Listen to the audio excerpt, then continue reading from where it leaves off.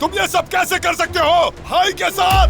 वो भी मेरा भाई है, लेकिन पहले मैं ऐसा नहीं समझता था, दुश्मन समझता था तुम दोनों को मैं। बाबा ने भड़काया था मुझे, मैं सबको दुश्मन समझने लगा था। तुम अपने जुर्म का मलबा अपने बाप पर डालकर बचना चाहते हो तो ये सब फजूल है। ठीक है, मार दो मुझे। अब वैसे भी इस बोझ के साथ जिंदा रहकर मैं क्या करूंगा, क्योंकि कोई मेरी बात का यकीन नहीं करेगा।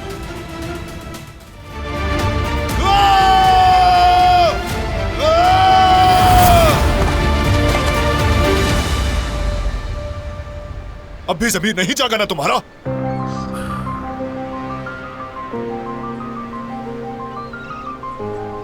जमीन नहीं था तभी तो ये सब क्या था।